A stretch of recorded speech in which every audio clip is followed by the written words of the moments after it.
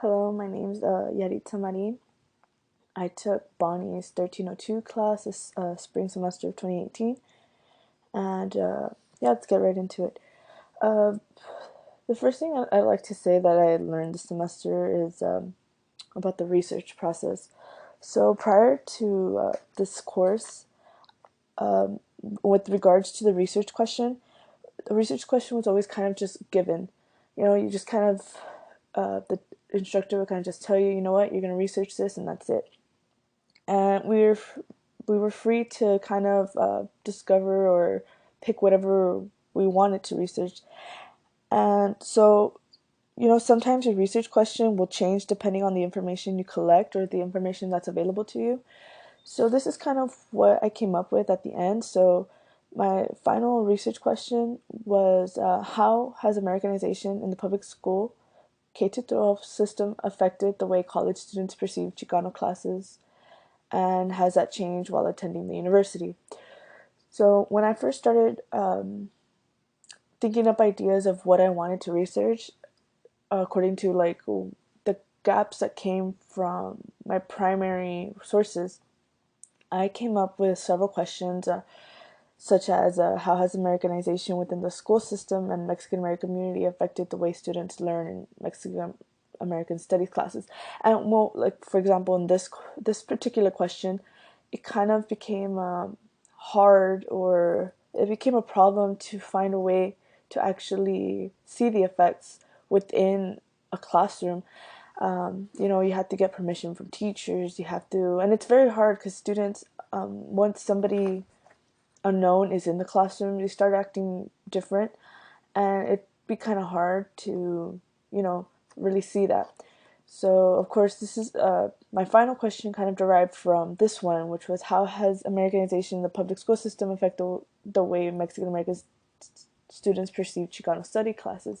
And this was mostly geared towards high school students, particularly those within the Donna ISD. In Donna, they actually provide high school courses, and they've been providing a particular class, I think, for the past 3 years. And that's kind of where I wanted to go with this. I had originally wanted to see how they see classes at the high school level compared to students at the university level who haven't had those classes. It was kind of a difficult task, and it's very hard to go around this with compared to that of the question that I had that was more for college students, which was an easier thing to do since I am in college and I have that feasibility to talk to other students that are attending the university as well. These are kind of just, rambling thoughts. And my last one was, what difference do teachers see in the way a Mexican American student performs in the classroom when they're taking Chicano studies classes versus students who do not?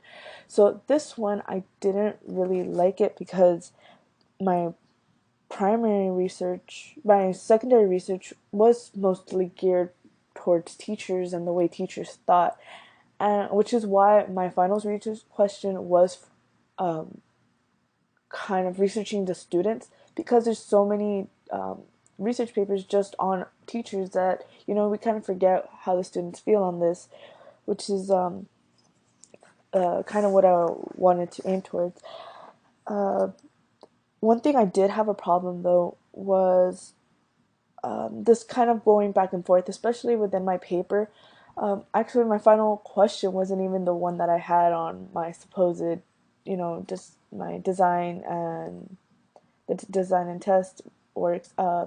My final question on my actual research paper was, how has the process of Americanization within the public schools affected the way Chicano students see themselves, Chicano curriculum, and the process of Americanization throughout their education? And this became a problem because mentally I was still, with that first question that I had, which was this one. So throughout it, you kind of have to change your mentality that the question's constantly changing because of the information that you're getting. I first started with what I wanted was high schools, and I ended up with college students.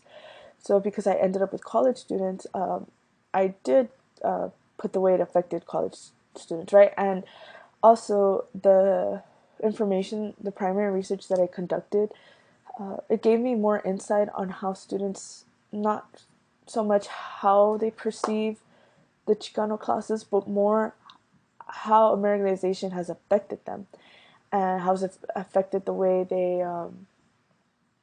they think, and just in general thinking, not so much the Chicano classes, just a general school of thought.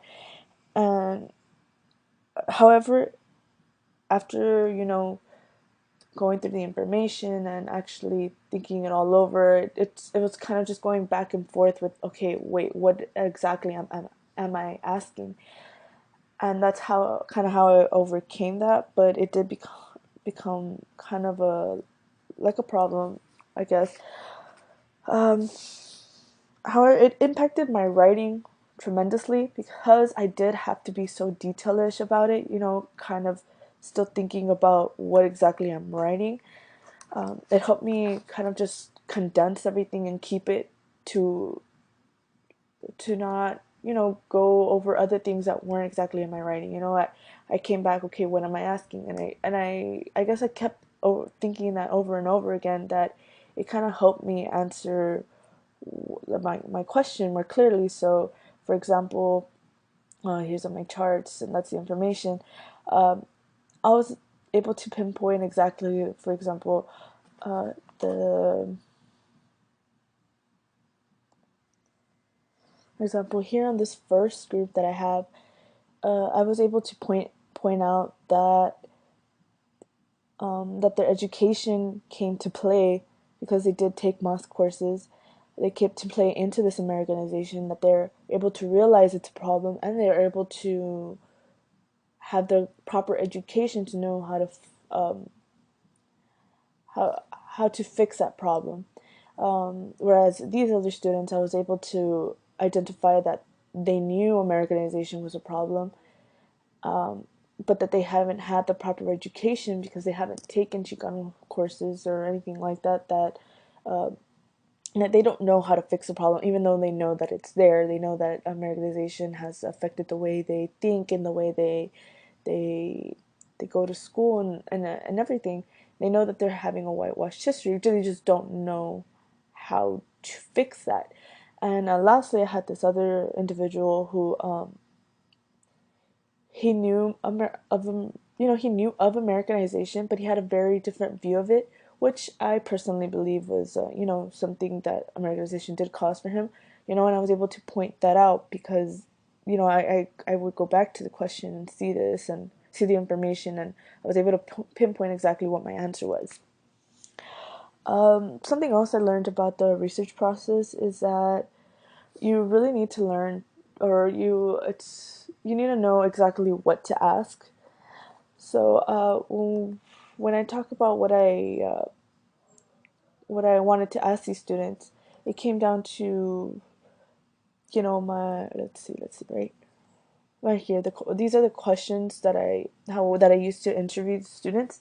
And some of these are kind of yes or no questions. The you know Have you ever felt this coming from an educator, administrator in high school, public school? That was kind of a yes or no. How about college? Were Chicano studies classes offered in your high school? And I don't think that was a very good way to start out. It was. I guess I didn't know exactly what I wanted to answer, what I wanted to hear from the student. It wasn't until I had my first trial run of interview that as I was going along with it, I started asking the questions, but I realized that they weren't answering what I wanted. So I started, adding the whys, because yeah, they label themselves as such, but why? I guess that's really the important part of why and how these students think, or why they think this way, or how have they come to think this way. And I was able to get exactly more information. And prior to this course, you don't really get to do your own primary research, so it's kind of a daunting task to be put into the situation where you have to, come up with your own research, and when usually everything's just secondary sources that you're just able to read and get information out of. Whereas here, you actually have to pick the information that you want, you want, you know. And well, yeah, the challenging part about it was that I didn't initially know what I wanted to hear, but as I went through my first interview, that's kind of how I overcame that. Um, it really impacted the research. Had I not really had that trial run, I don't think that I would have gotten the information that I had, you know, because I would have just gotten yes, no from all these questions. Did you learn Chicano history? You know, it wouldn't have been as meaningful as to having all these hows and whys, because really the research was more on the mental issue of this, you know, what the students are thinking. And if had I just left the research as a yes or no type of thing, more like a survey, uh, it wouldn't it wouldn't have given me the results that I had and the results that I wanted. So like going along with that, with another thing that I learned is you know, not all primary research methods are the same. You kind of need to know, like you need to be able to decide which one fits best for the question that you have and the answers that you're seeking. So prior to this course, I had only used secondary sources, besides last semester when I was taking Bonnie. But prior to that, you know, high school was always just secondary sources. That was your, you know, your proof. And here I was able to actually come up with questions. So I hadn't really known what I wanted initially. You know, I didn't. I had thought about a focus group. You know, we had these options to get our primary research, and I had thought about a focus group.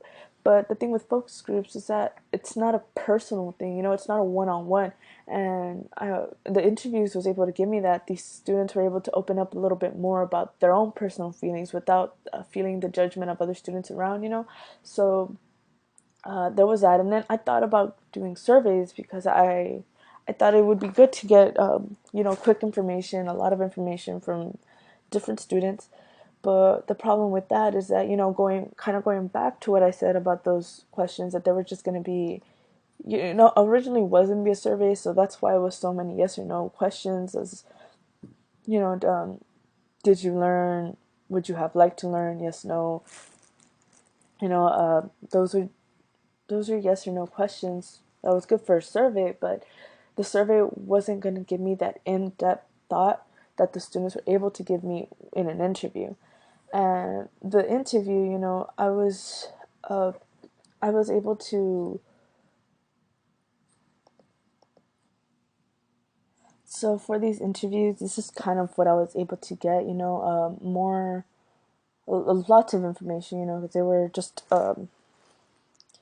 they were very in depth. So you know, these students, they went out and they went all, you know, they went in depth to their actual thoughts and feelings, and they explained precisely what they thought of these classes. They thought they really put a lot of thought into it, and I think it was also because of the types of questions they were, some of these students were very passionate about what they were you know, talking about. And so yeah, that's kind of where that went. The only problem with that I had the only problem that I encountered was, again, that I didn't know, or initially I didn't know what I wanted, but then once I realized that what best fit was an interview because of its, I guess its personal feel of it. That's kind of how I ended up solving it. And well, moving on, I also learned a lot on of writing with a purpose. You know, before these courses, before I guess college, in high school, you kind of just learn about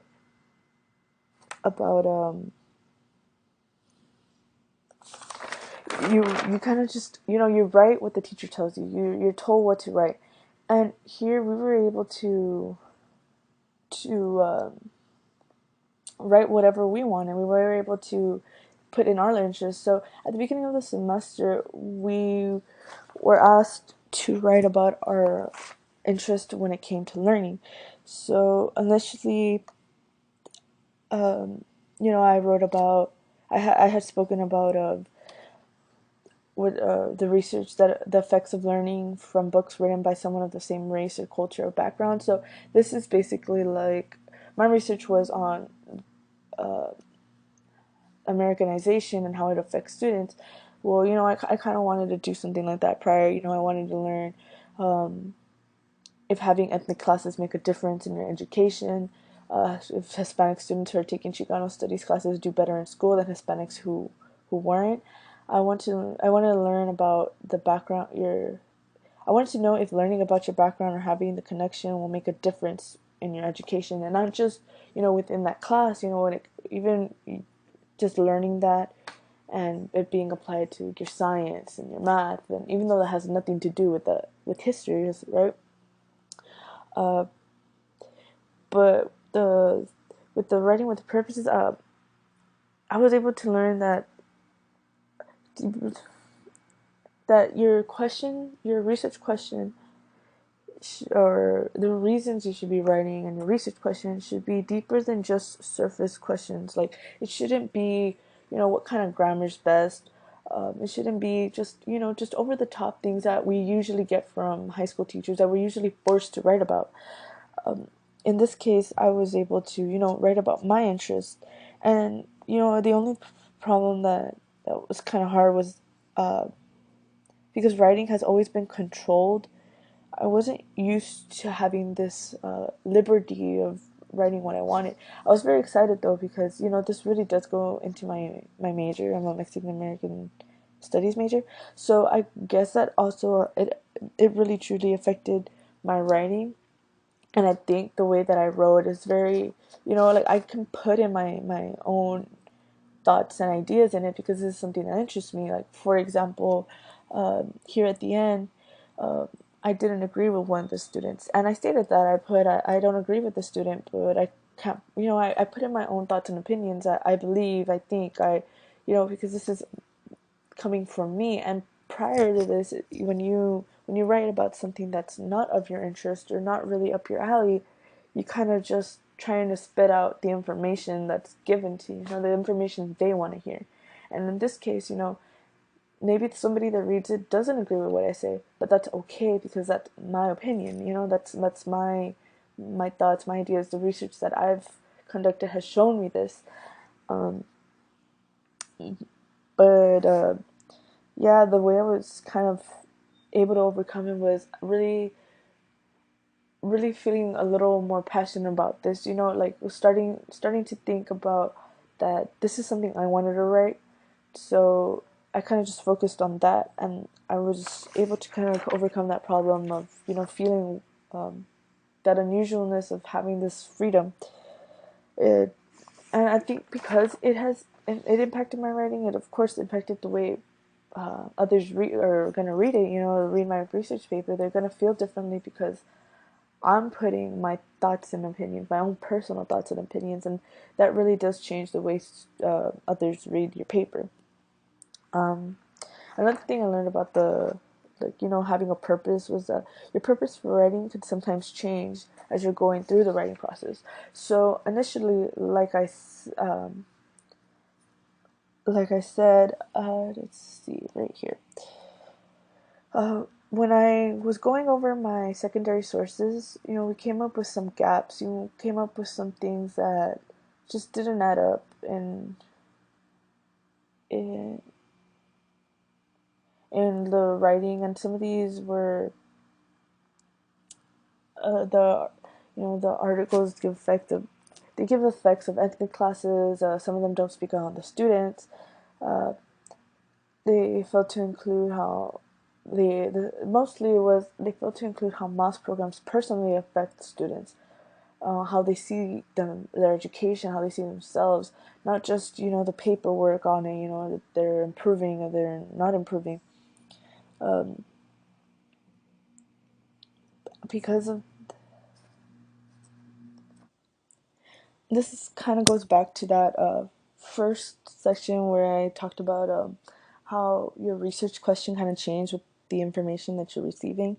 It's kind of the same thing. As your research question changes, your purpose for it changes, because the reason you ask something is because your reasons to make that research is your purpose for writing. Your purpose for writing. So it really, as it changes as like I found these gaps. These gaps kind of like led me to change my research question, to come up with these research questions.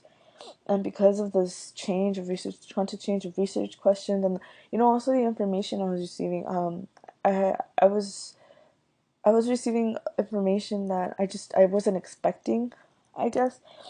And that kind of made me change the way I was thinking. Originally it was more on, the classes and the way the classes would affect. And when I started asking about Americanization, I kind of realized that that was more of where my research was heading to, not not so much the Chicano classes, but more the absence of it. The absence of it in the class, in the education system. And that's kind of what it changed my writing. It impacted the way I wrote. Um, the only thing that I guess it kind of took me a while to realize this, because we're always told how and what to write. So that when I realized that this is kind of where my research was heading with the Americanization, it kind of just it was a I wasn't very sure with my writing, only because you're always told what to write. But I'm kind of happy with where it went, where this paper, like where this paper went. I'm glad the information that it came out of it. I'm really glad the way that these students, answered. Because if they hadn't given me this, if these questions hadn't been asked and they hadn't elaborated on them, I wouldn't have been able to really get in depth with this. Um, and well, lastly, I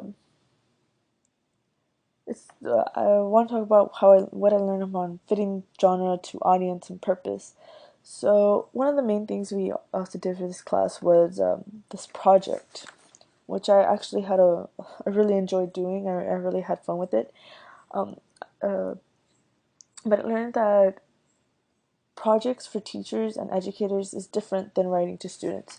So for students, especially in this time and era, you kind of want to focus more on little to no words, apps, games, anything that's very feasible to them and very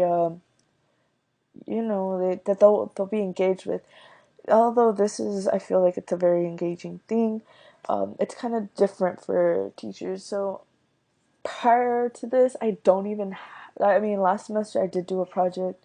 I did a project that was for students. It was an app though, and it was an easy app that would just you would just take pictures and it give you feedback back, and it was meant to be that easy for students. Just snap a pic, upload it to the app, and you receive feedback.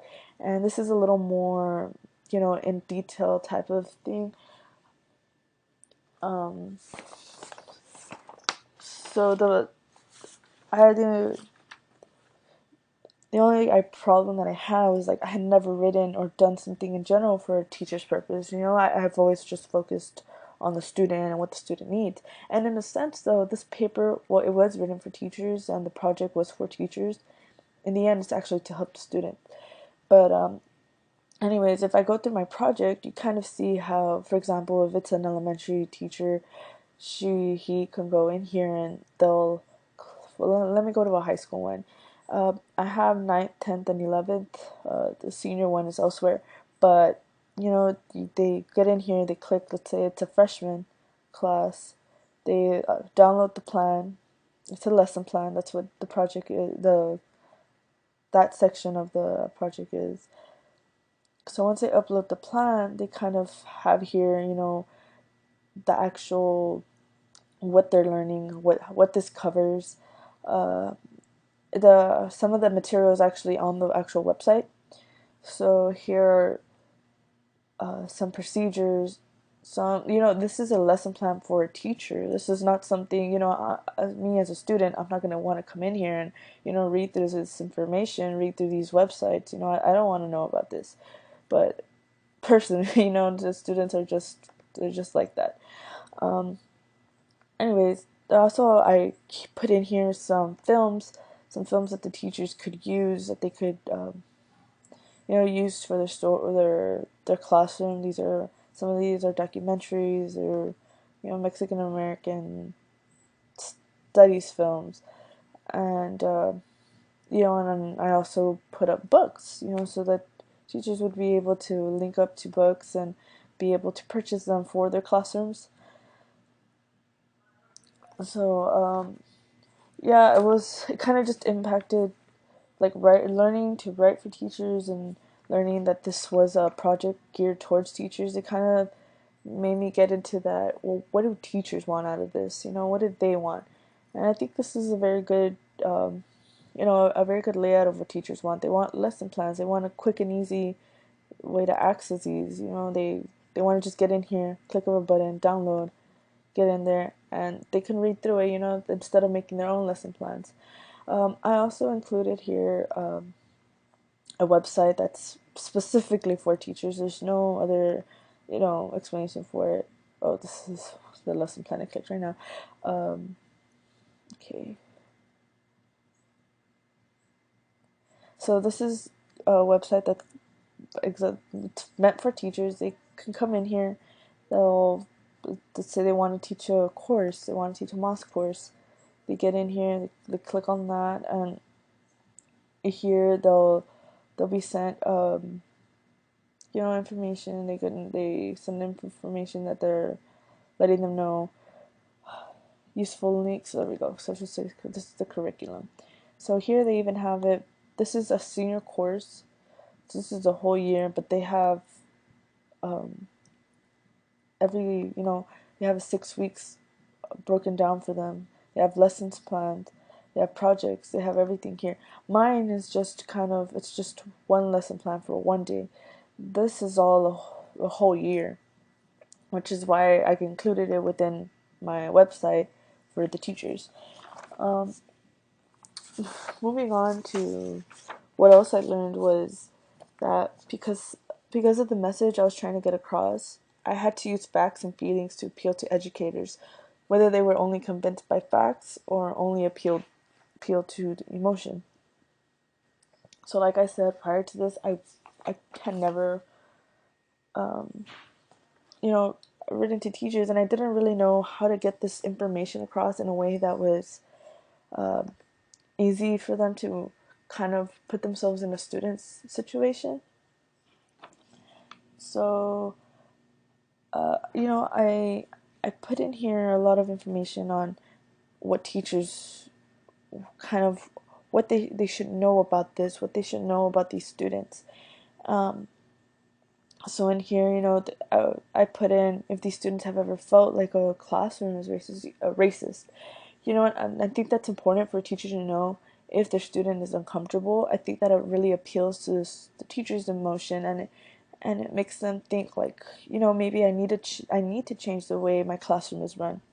So, for example, student 4, no, student 3, in some part here he mentions how he thinks a curriculum is actually racist, and I believe that's very important for the teacher to know that a student feels that the curriculum it doesn't correspond to him the way it corresponds to other students. Also, I mean, if these teachers aren't appealed to emotion, they're appealed by fact. I've included here in some of the secondary sources that it's actually proven statistically, here that there's a consistent, significant, positive relationship between mass participation and academic performance. These are actual studies performed on students with, getting grades, getting test scores, and, college acceptance. And if that doesn't change the way a teacher thinks, I don't know what else could. I pointed out the facts, and I pointed out, personal experiences of these students. Um, Yeah, and it kind of just affected the way I think the way the audience viewed my writing. that I included these things. Had I not included these things, I don't think I would have been able to get across to my audience. But yeah, all in all, this research, I think it's very important that I learned how to research these type of things because of my major. I was even able to put in the Chicago style, which is kind of a more of a history thing, and that's kind of where my major is, which I'm glad that I was able to practice it within this research paper. Um, I also think that for future use, all this information that I learned, um,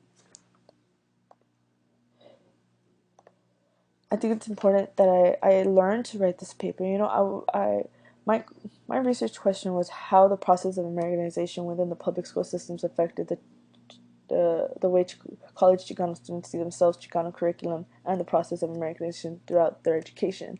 And originally, all I was asked was all I was asked was a research on learning. Research on learning, and I came up with this. I was able to come up with this just from that. I think that we're always told exactly what to write, and I'm glad that this class gave me a little bit of that freedom. But I think what I learned in this class, I can apply it to other classes that force me to write about something. When they force me to write about something, maybe I could, not maybe, I'll be able to kind of give it a twist in there, give it my own personal thought into that research, so that it appeals to my personal likes, whatever I'm interested in. I can always fit that into that research, and that way it'll come out in my writing. I believe that when you write with more, when you're able to write freely, it allows you to have a better conversation on paper. And when you have that conversation on paper, I feel like an audience is it's the audience has a better understanding of what you're trying to say when you're actually putting your heart and soul into the paper. But yeah, that's kind of just all that I've learned, and I feel like that's how it's going to be helping me in the future. Thank you.